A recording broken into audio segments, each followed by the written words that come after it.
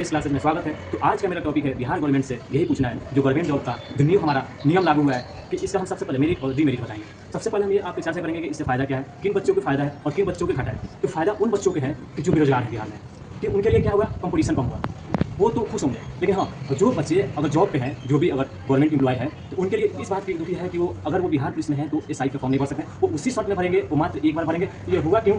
तो हुआ इसलिए कि ज़्यादा हमारे गवर्नमेंट एम्प्लॉय जो थे ज़्यादा एनओसी दे रहे थे, इसलिए हमारे गवर्नमेंट जॉब ने गवर्नमेंट जो हमारे बिहार सरकार का जो गवर्नमेंट है, इसलिए इस नियम को लागू किया। तो मैं बस यही गवर्नमेंट सरकार से यही कहूँगा कि ये मेरा जो ओपिनियन है, ये एक प्रकार का ये एक जातिवाद है।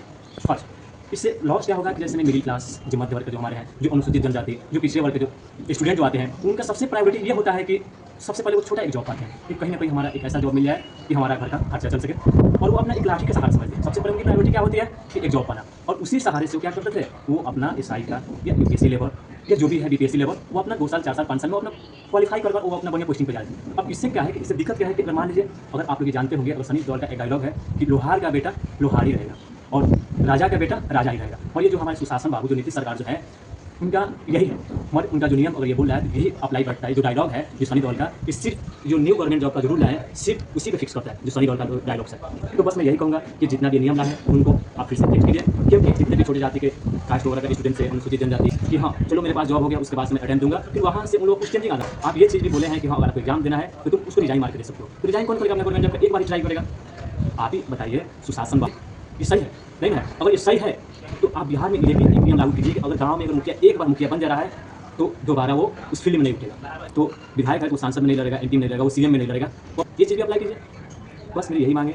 और जितना भी अपने विद्यार्थी यानी जितना भी मेरे जैसे स्टूडेंट को देख रहे हैं, उनका क्या ओपिनियन है इस बात पे और खुश है, तो उससे इस बात को भी अपने कमेंट में अपना बात रख सकते हैं। कमेंट बॉक्स खुला है। बिहार गवर्नमेंट से पूछना चाहता हूँ कि ये मेरा ओपिनियन है, ये गलत हुआ है, क्योंकि हम लोग एक स्टूडेंट हैं और हम लोग सबसे पहले प्रायोरिटी क्या होता है कि हमको एक जॉब पाना, छोटा सा जॉब, और उसी के सहारे से हम लोग क्या करते थे, बड़ा पोस्टिंग पे जाते थे। लेकिन ये चीज़ तो आपने तो खत्म कर दिया।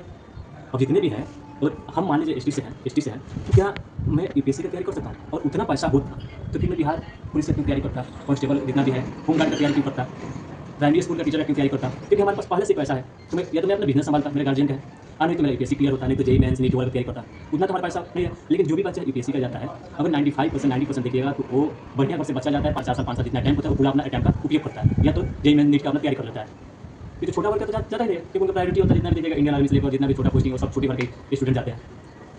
ये गलत है, सरासर गलत है। मैं इसका विरोध करूँगा। आप जितने भी बिहार के स्टूडेंट देख रहे हैं तो कृपया इसको सीरियस लें। नहीं तो आज बिहार गवर्नमेंट क्या है तो कल सेंट्रल गवर्नमेंट भी कर सकता है। तो आप कहाँ जाइएगा? तो कल सेंट्रल गवर्नमेंट कर दे और सब ऑल स्टेट कर दे तो कहाँ जाइएगा? बढ़िया पोस्टिंग पे कैसे जाइएगा?